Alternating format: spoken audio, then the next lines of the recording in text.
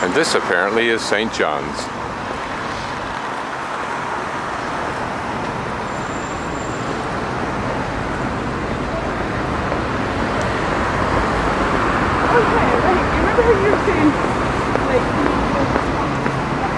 Stained glass must be beautiful.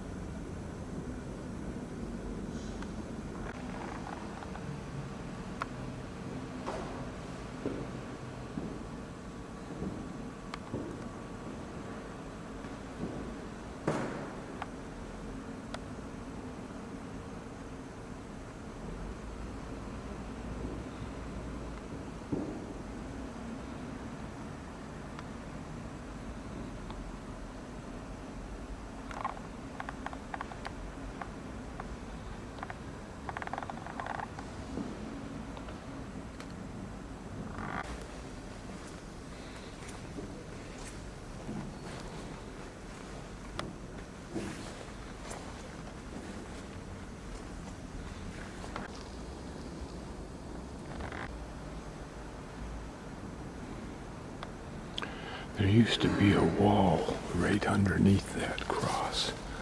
That would have been like whatever, I can't remember the name of the device that was used to shield the people from the higher echelon people of the church who sat in those special pews up there. But that was eventually, recently, in other words, in the last 100 years, removed. The original church ended right at the pulpit.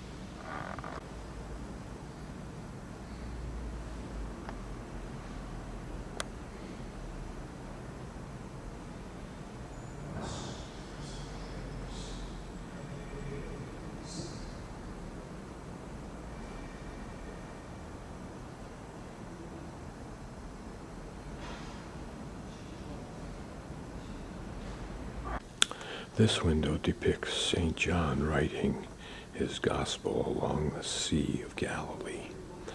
The use of green and blue is supposed to create somewhat of the illusion of seeing him through the water. Notice the wood flooring, with a little bit of tile here, and considerable rugs. I will pan down through several of these panels to see if, on later viewing, I can see differences.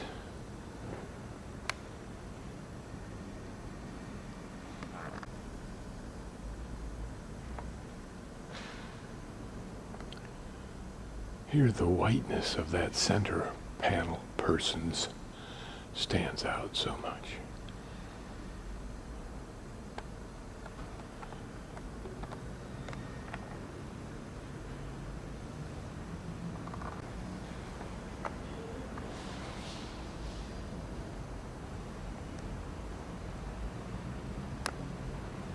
Here it seems busier, but brighter.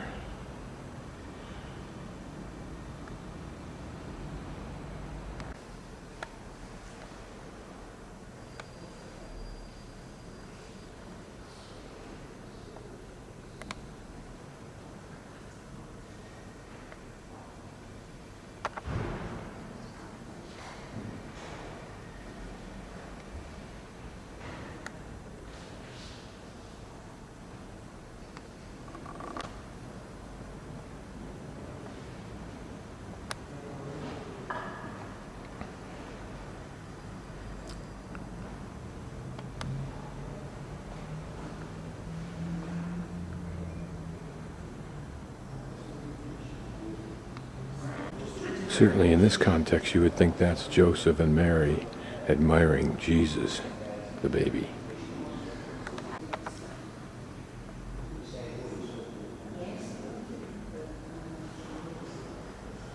I wonder how the artist, as an artist, chooses colors for these kinds of works.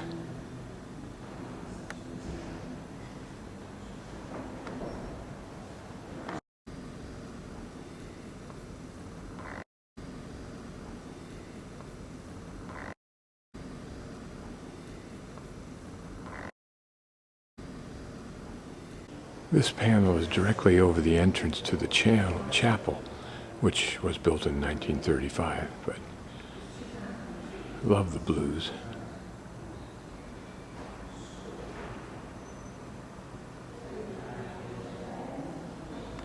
Looking at these panels directly over the altar, they seem restrained of aesthetic, purposely detuned by the white graphics.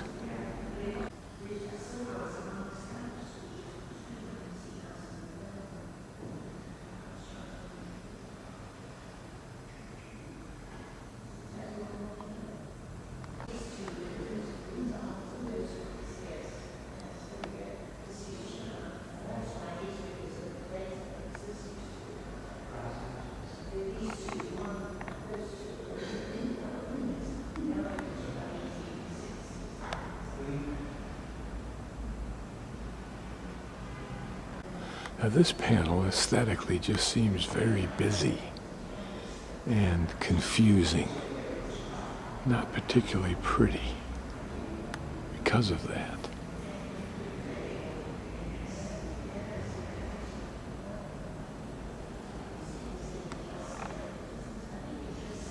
Here, there is a sense of richness with those dark red and blues mixed at the top. The light rural backgrounds are pretty.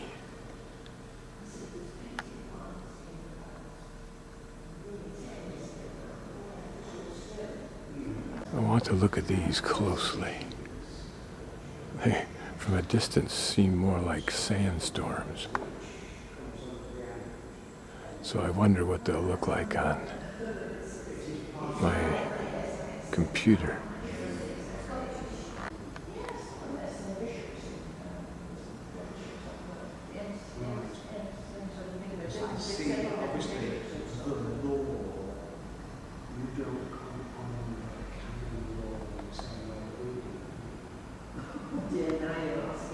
Last figure became Bishop of Edinburgh, so we're now, in these days, it's St Mary's Cathedral now. Where's the Harmison Place? Is the cathedral, the last figure has been appointed Bishop of Edinburgh. Just another view.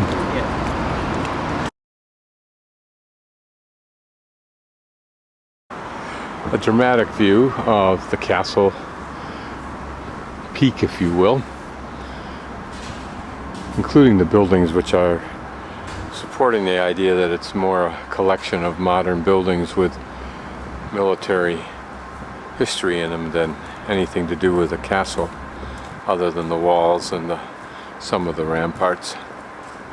And there, one of the churches that we had visited early on. There's some interesting upper roof sections. The onion shape almost alluding to the Russian. And there a statue in the distance. What could that be of?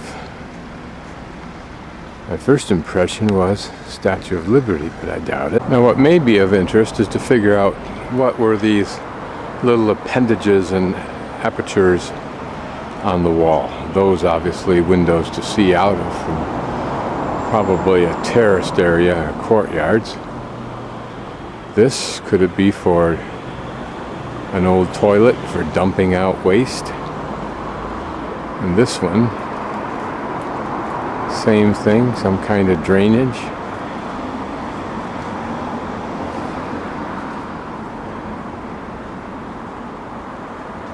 No telling.